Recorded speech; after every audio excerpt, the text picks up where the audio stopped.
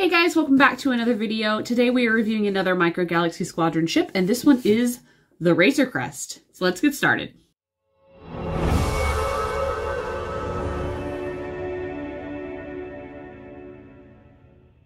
All right, ordered this off of Amazon. I have not seen any Razor Crests in store at Walmart or Target, so I'm assuming it's an Amazon exclusive. Without the stickers, I don't know. I know that the Boba Fett Starship and the Imperial Troop Transport are Walmart exclusive, so what's a Target exclusive? I don't know.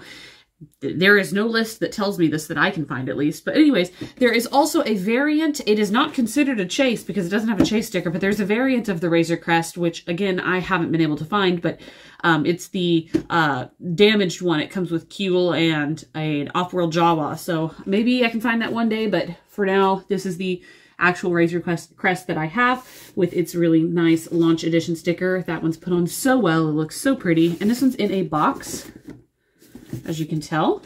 And it is a little bit big, so we are going to have to move, I guess, review areas so that I can show you guys this in all of its fine details. So let's get right to that. All right, so just open this one up real quick. Here are the characters, which we'll go over in just a moment.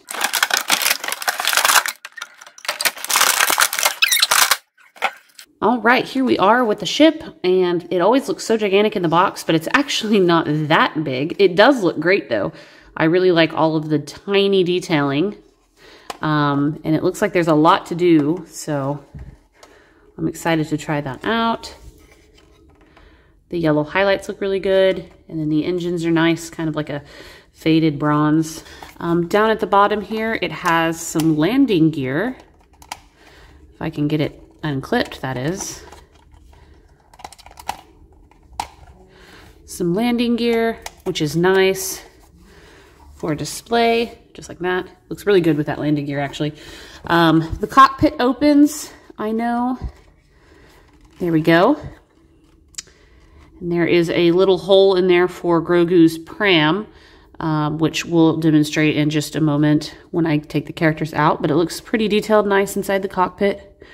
You have 2 extra seats in the back, which is pretty cool. You can add another character because they give you 3. We have some guns. They don't seem to move, but that's okay. They look really nice nonetheless. And this looks like a compartment here.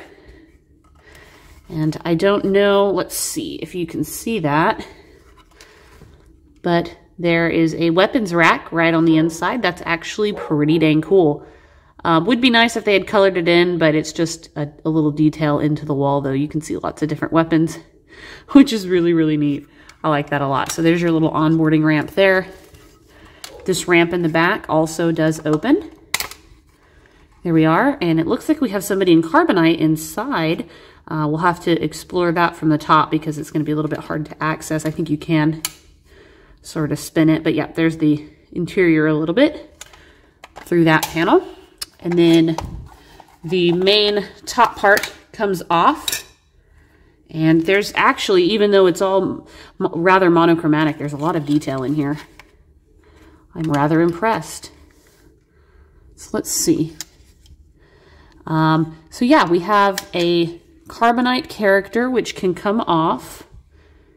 How cool is that? He looks awesome. And it looks like he can just sit in there. And then this is actually the carbonite maker in the back here where I opened. And you can put him right in there for storage. That's actually really cool. Wow. I'm quite impressed by that. It does seem a little bit narrow, but these figures are 1 inch, so it's actually probably not that bad. Wow, I am really impressed that you get a little carbonite character. Now, they are rather hard to get out just because of the smallness of the interior. But if you want to finagle with it a bit, you can get them back out. That's really cool. And look at even the detail on the sides. That looks really, really nice. I am impressed. And then there's holes in the bottom, and you can just basically reinsert it in here if you prefer to have it displayed in the center of the ship with a little bit, again, of finagling. So there's that. And then this just fits back on. It's just like a top panel here.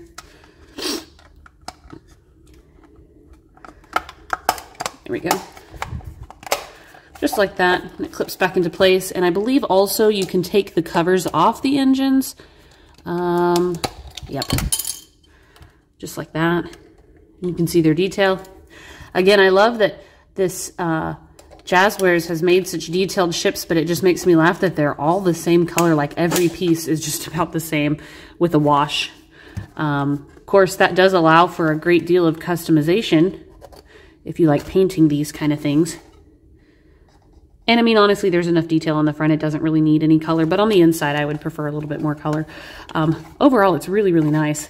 It's very cool. Let's go ahead and look at the characters. So we get Din Djarin, Greef Karga, and Grogu. So here is Din Djarin, and he looks awesome. The detail on his armor, on his Beskar armor, looks fantastic, and he comes with a jetpack, which is really cute. Yeah, he looks really, really quite good. I believe you can remove this option, the little cape and jetpack combo, because there is a hole in the back. Sorry, it doesn't want to focus. Very nice. So you can remove that if you need to. I'll just set it down for a moment. And he does look different than the blind bag.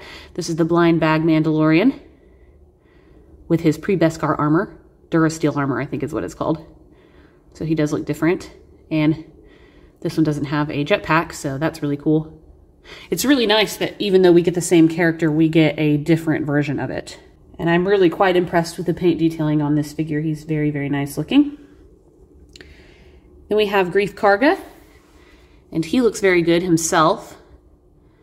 He has a lot of paint detail as well. The spot around his mouth looks a little bit interesting. I think they were trying to make his like grayish beard, but it doesn't come off quite as well. And he's not quite as cool, but still pretty neat looking. And he has 3 different main colors that I think look very, very nice. And then we have Grogu, and he has no eyeballs. Well, they're there, they're just not painted. And I'm pretty sure this is the very smallest Grogu that they make for sure in any form. And he comes with his own small micro galaxy stand. It's at this angled version, just like the blind bags, just smaller. And it has a little peg, so you actually can take it off. It would be nuts if you could pull out the Grogu, but I don't think that that would occur. You would absolutely lose that thing. All right, and here is little Grogu in the cockpit. He sits on this stud here, so his little pram floats. And you can put the Mandalorian in his seat with the jetpack on his back. I really like that they gave you enough room. That is super nice, because I don't like having to take off the backpacks and the capes because I don't want to lose them. But you have plenty of space for both of them. The only disappointing thing is Greef Karga cannot sit in the seat back here. Even if you could finagle him in behind Baby Yoda, there is a little like leg gap thing that is not going to work for him, which I'll show you just so that you can see. I take that back. He can sit in there, just not very well, because that little spot in the center, which should hold his legs, obviously doesn't hold his legs because he's wearing like a robe. The little Grogu is extremely hard to get back out once you have him on that peg, just so that you know.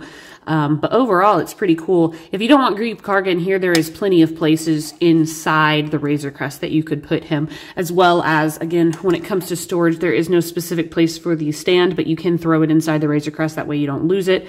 So I do like it for that.